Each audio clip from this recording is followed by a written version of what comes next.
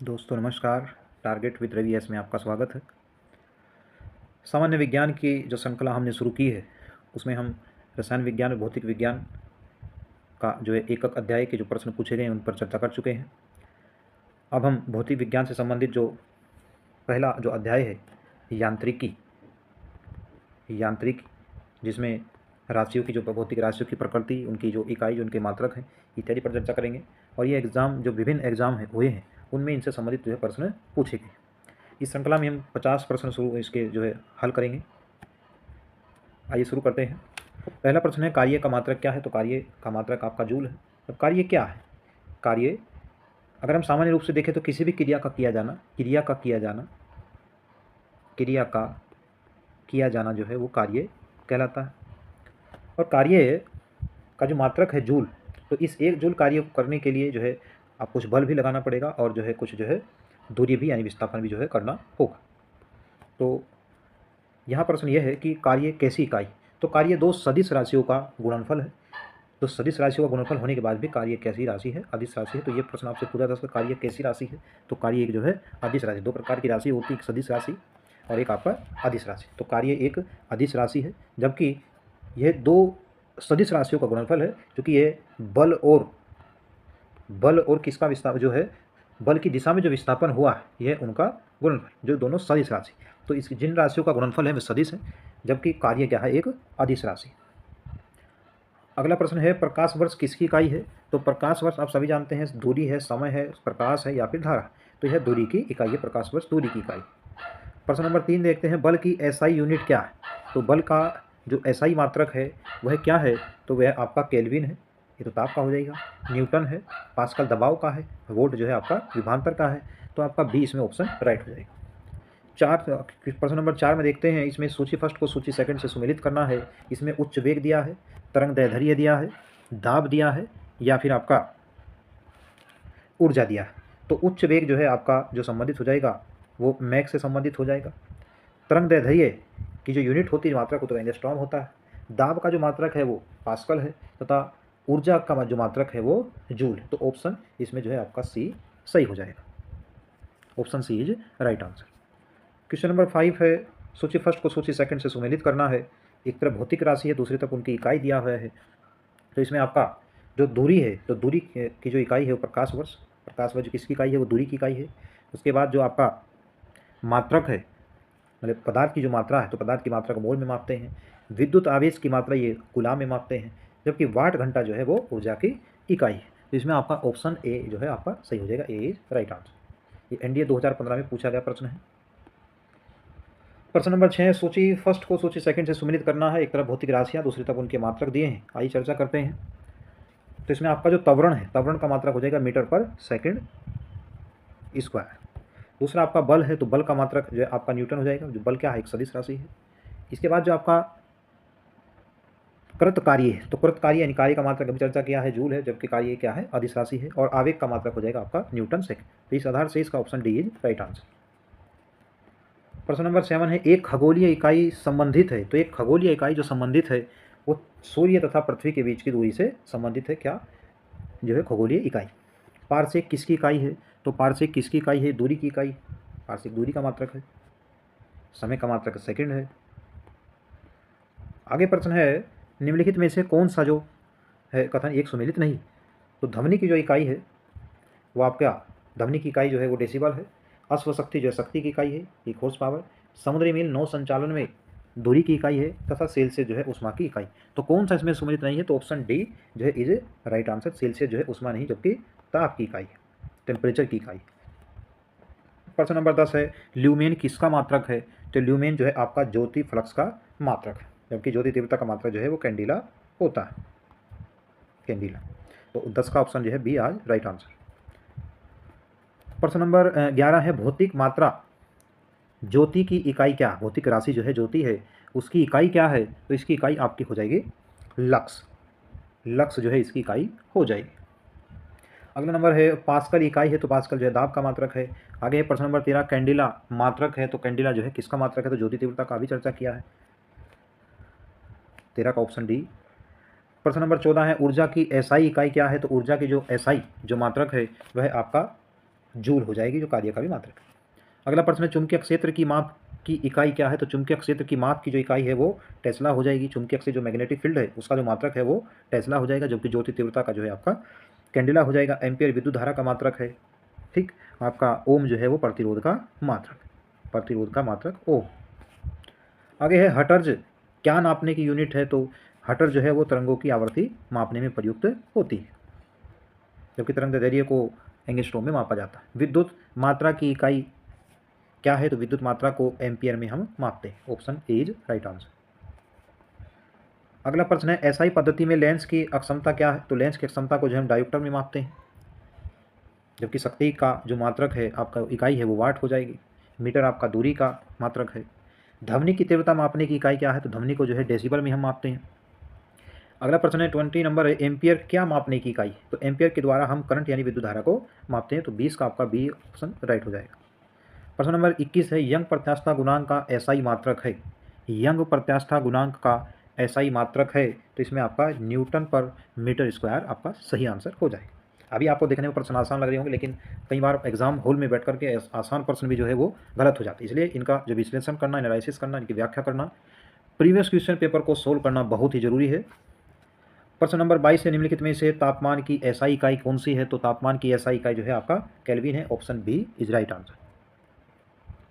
किसी प्रतिरोध की प्रतिरोधकता किस इकाई में व्यक्त की जा सकती है? किसी पदार्थ है उसकी प्रतिरोधकता को हम किस में मापते हैं? तो 23 का आपका ऑप्शन जो है सी सही हो जाएगा। ओम सेंटीमीटर, ओम सेंटीमीटर में हम पदार्थ की प्रतिरोधकता मापते हैं। संवेग का एसआई मात्रक क्या है?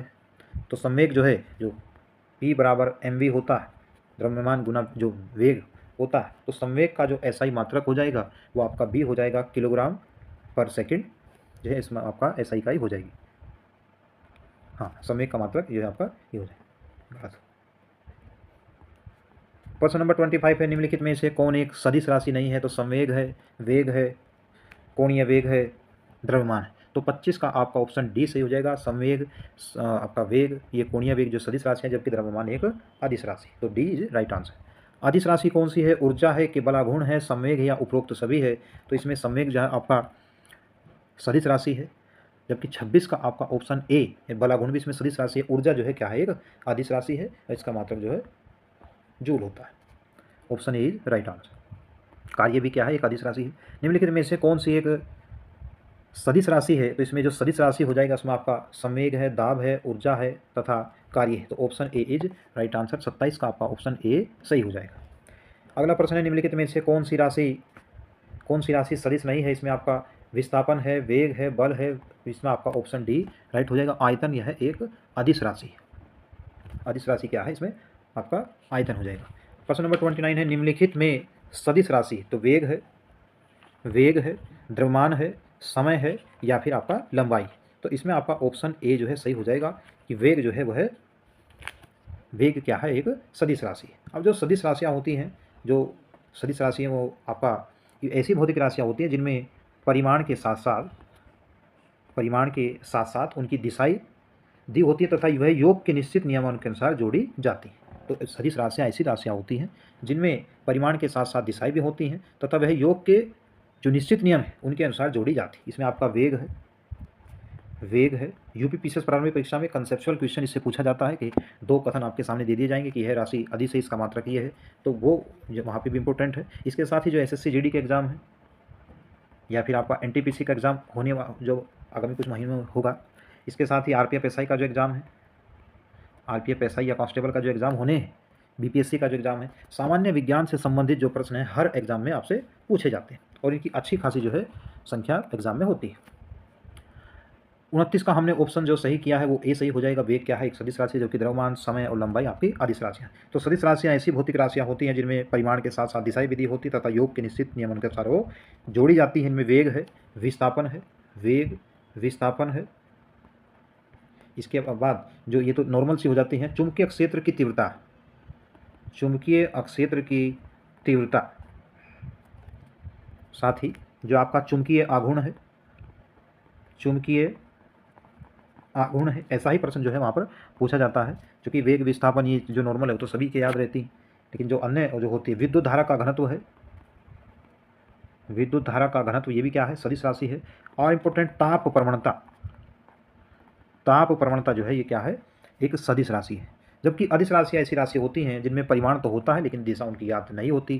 जैसे आपका द्रव्यमान है, घनत्व है, तापमान है, इसके साथ ही आपका विद्युत धारा है जो इलेक्ट्रिक करंट है, विद्युत धारा, आपका समय है, इसके साथ ही चाल है, वॉल्यूम यानी आयतन है, और कार्य है।